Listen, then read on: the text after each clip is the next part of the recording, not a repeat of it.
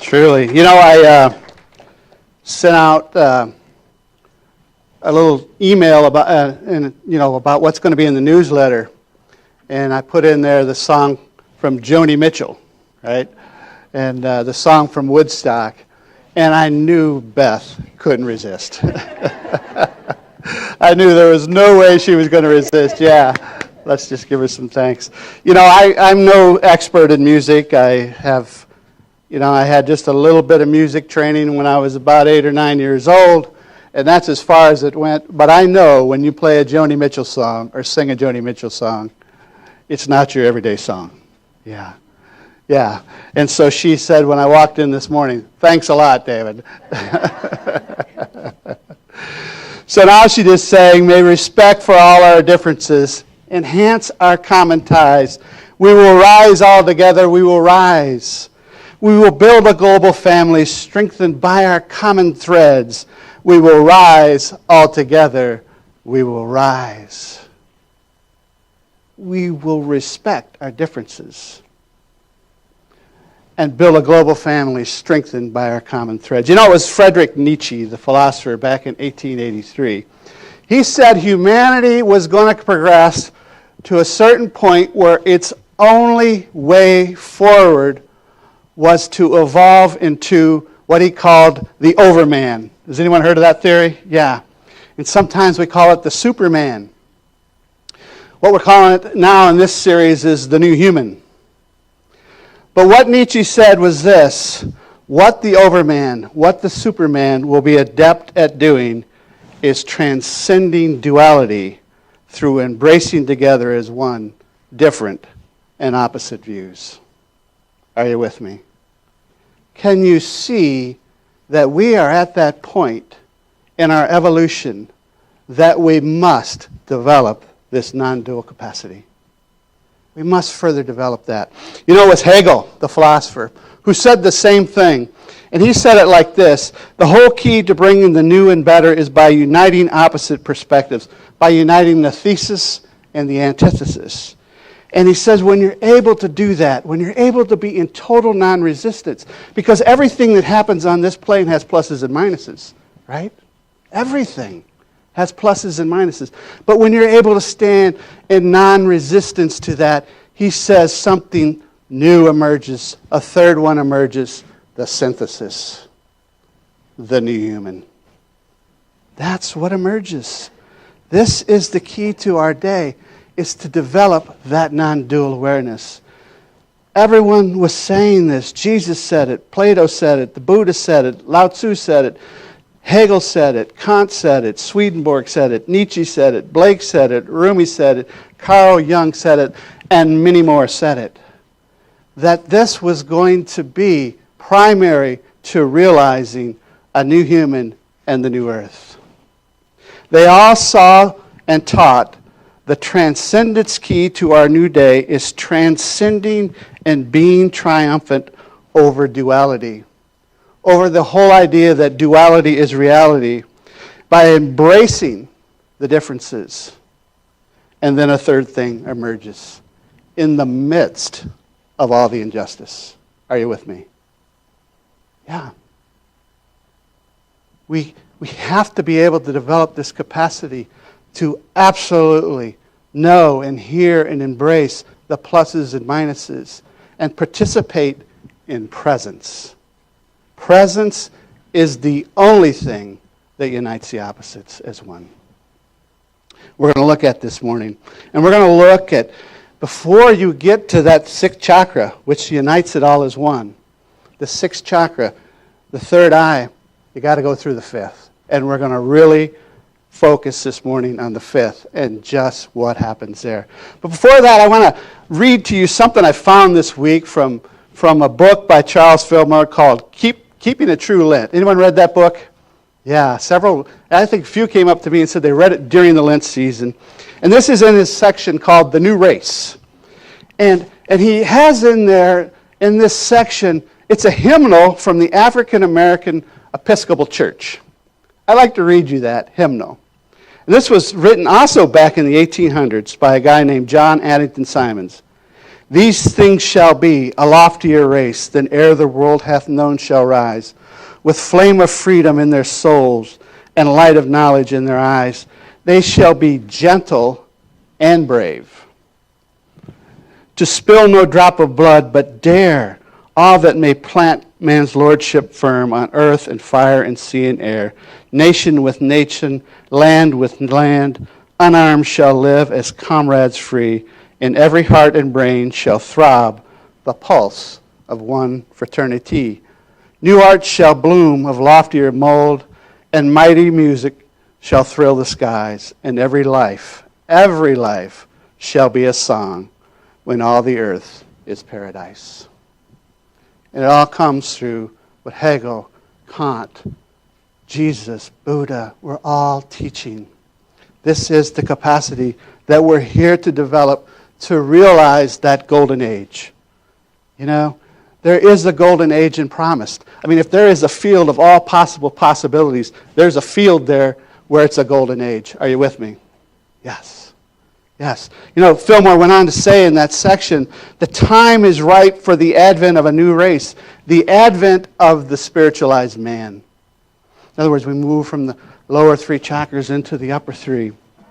The time is right for that. But he said this will be brought about not by a miracle or the fiat of God, but by the gradual refinement of man of the flesh into man of the spirit. Then all our fears and anxieties will be removed and will dwell in abundance in the golden age.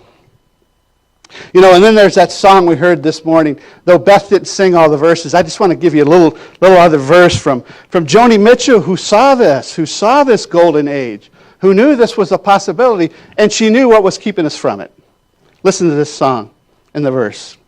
And I dreamed and I saw the bomber jet planes riding shotgun in the sky, turning into butterflies above our nation. Transformation.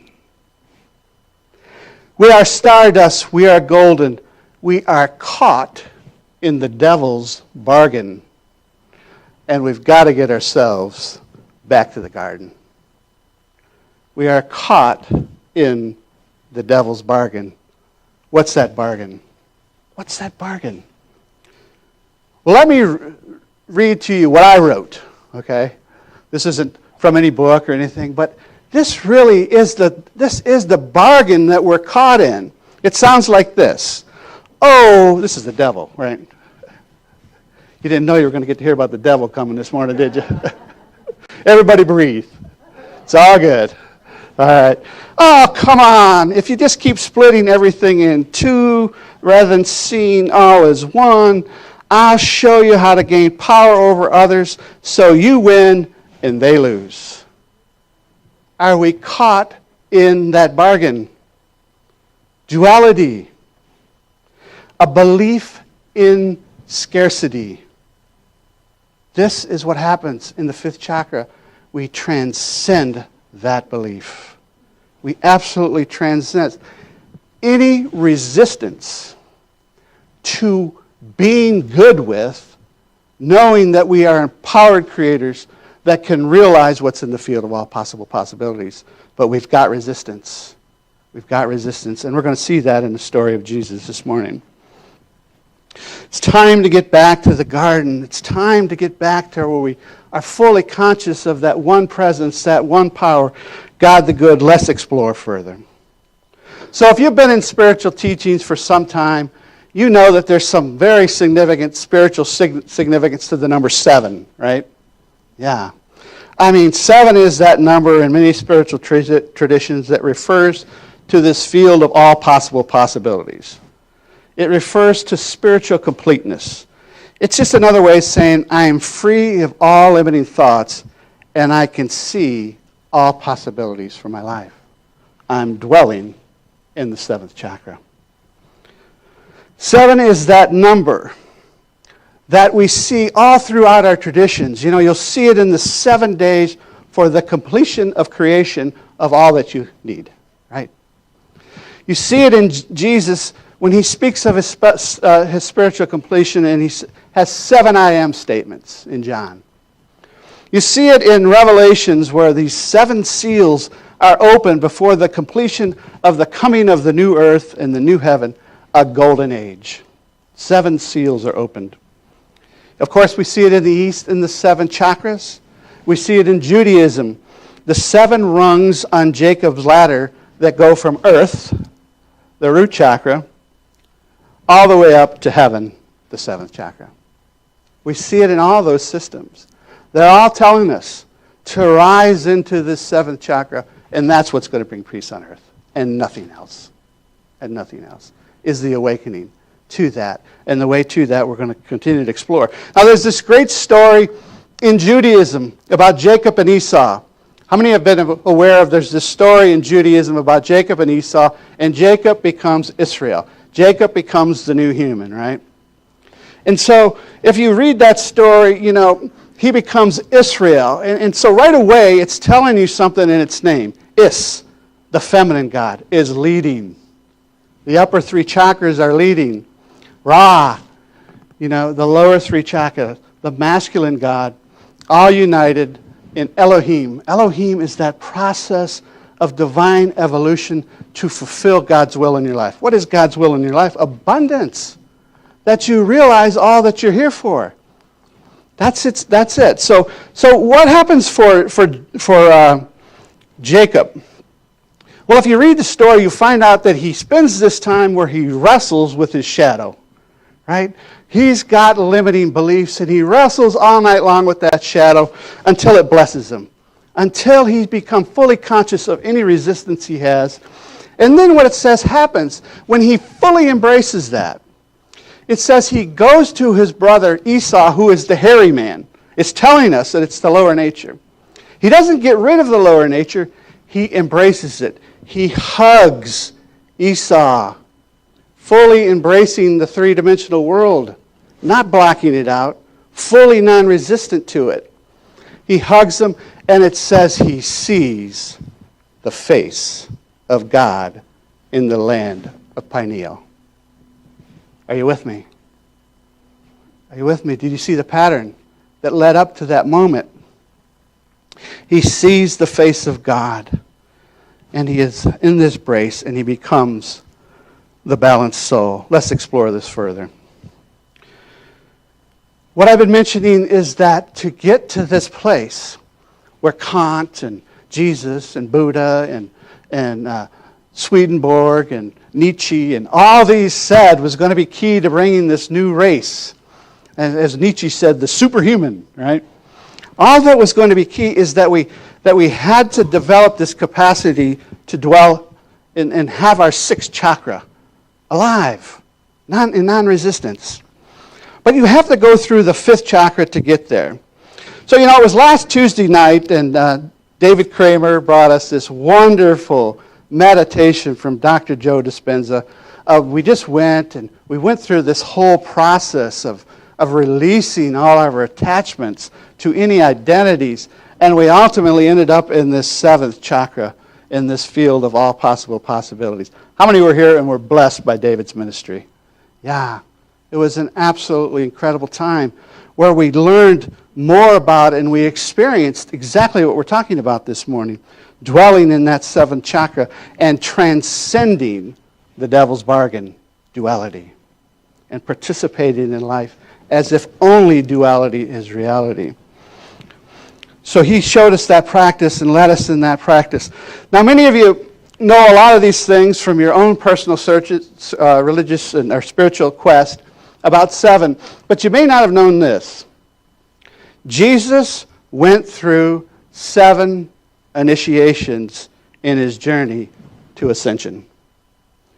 He went through 7 initiations to be fully in that place of total non-resistance, totally free of thinking that he had to wait for others to awaken to this dimension. Do you see that in the story of Jesus? I go now to prepare a place for you, that where I am, there you might be also. In other words, he knows. He can't dwell in guilt. He can't hold back on becoming his best self. He's got to continue his journey free of any guilt, that I've got to somehow wait till everybody else, wakens to this. This is what's going to bring peace to humanity. is the awakening to this. So let's go through these 7 initiations and transcending that devil's bargain. So the first initiation he has is the birth. The Christ idea is birthed in him, and then he has to nurture it and grow it to its fulfillment. The next thing that happens is it's a baptism. Baptism is this washing away of denying ideas that are untrue about ourselves and awakening to the truth of who we are. It's that process of really becoming aware that I am the Son of Man. I am the daughter of God, the Son of God. The third one is wilderness and the temptation, where he really has to face his shadows, and he has these get behind me, the devil's bargains thoughts, and he deals with all that, and he actually, he ends up in that place where he's in the devil's bargain. The devil tells him, hey, come on up here on this hill, look down, if you'll just buy into my bargain, you can rule over it all. You know that story? Yeah, in other words, we can develop skills around mastering three-dimensional consciousness, but there's winners and losers that way. But he says, no, I am going to continue my mission. My mission is to awaken that everybody's a winner up here in the 7th chakra. And so he goes to the fourth part is that he's in his heart. I'm going to step into my ministry. And he steps into his ministry. He's on the 4th rung of Jacob's 7 rings on his ladder, right? I'm going to step into my ministry. But there are still some resistant thoughts showing up. We know that. We're going to visit that when we get to the 5th chakra. The 5th one is the central theme of this talk. It is the Garden of Gethsemane, right? And of course, the 6th one is the crucifixion, where he unites all opposites. And the 7th is his ascension.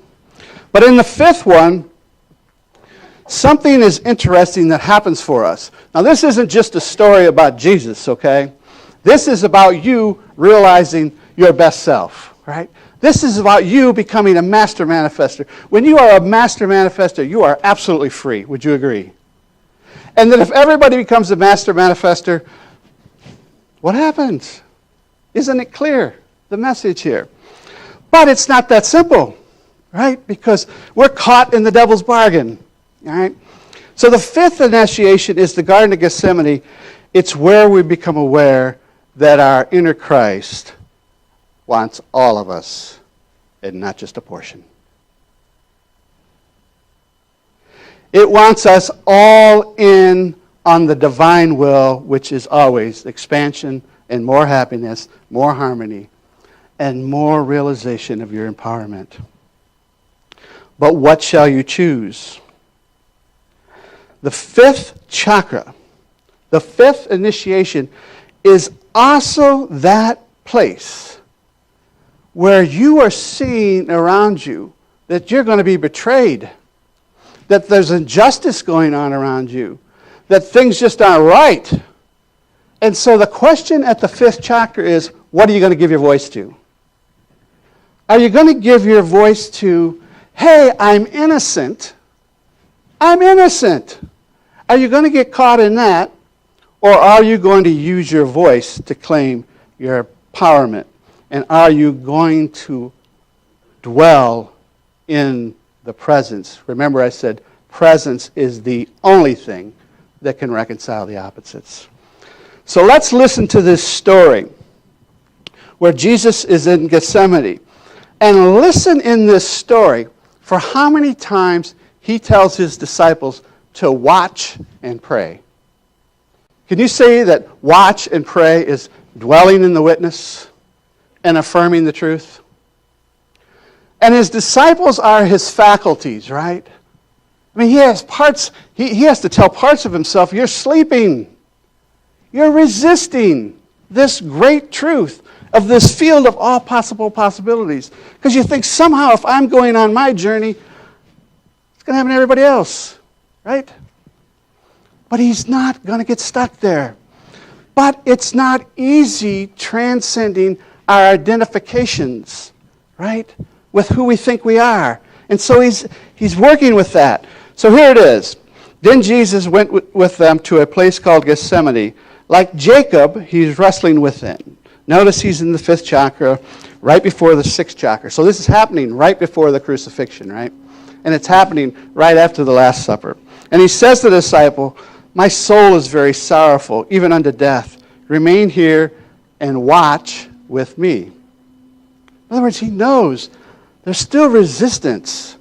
And there's still something going on that, like, I got to lose that, you know? And so he's dealing with that.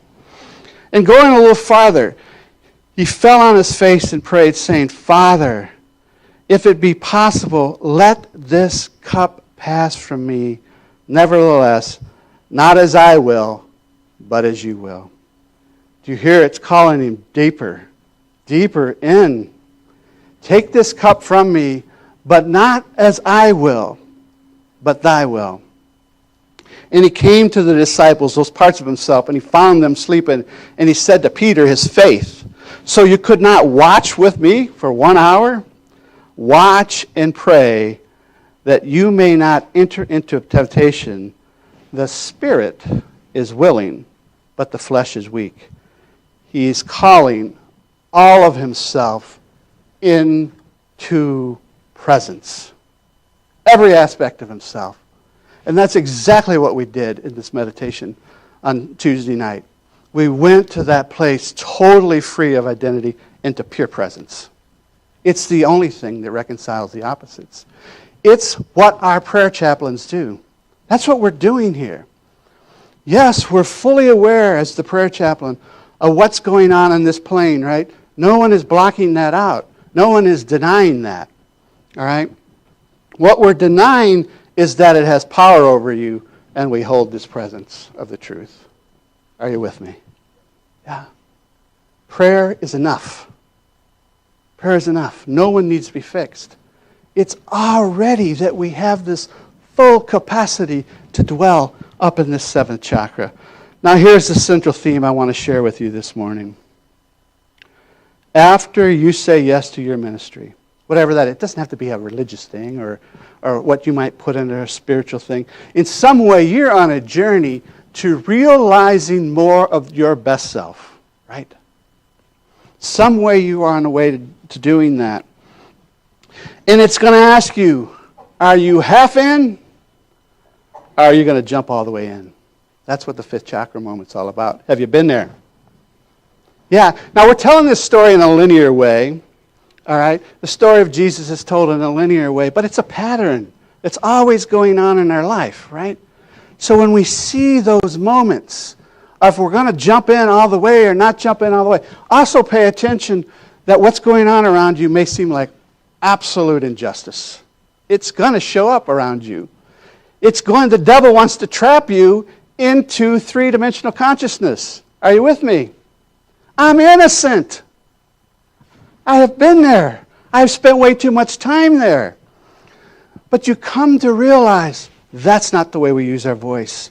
We watch and we pray and we hold the presence and pay attention to God's good coming forward as you put more of yourself into it.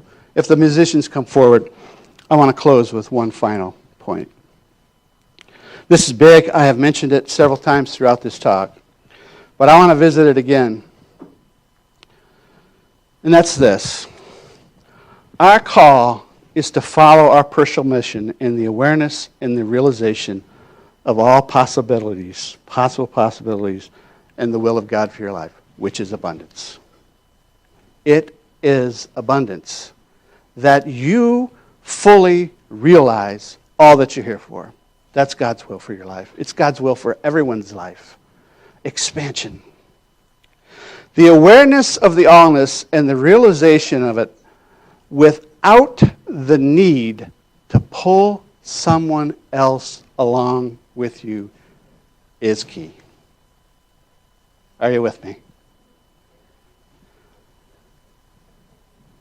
The awareness of the allness and the realization that there is this field of all possible possibilities and that you're awakening to it and that you can master manifest and you're having success with it and you're stepping into realizing more of it and life is good for you. The last thing to do is to go to guilt and to holding off a little bit. right? And thinking you got to pull others along with you or you can't keep going. That is the fifth chakra. That is where you've got to say, I'm going to continue on my journey of expansion. It's exactly what Jesus did. He ascended. He didn't wait. He knew that if I go and prepare a place for you, I will come again and receive you unto myself. He knew he was preparing. And you are too. When you go and you realize this truth of our potential to manifest from that seventh chakra and live an even better life, you too are preparing a place for others. Namaste. Namaste.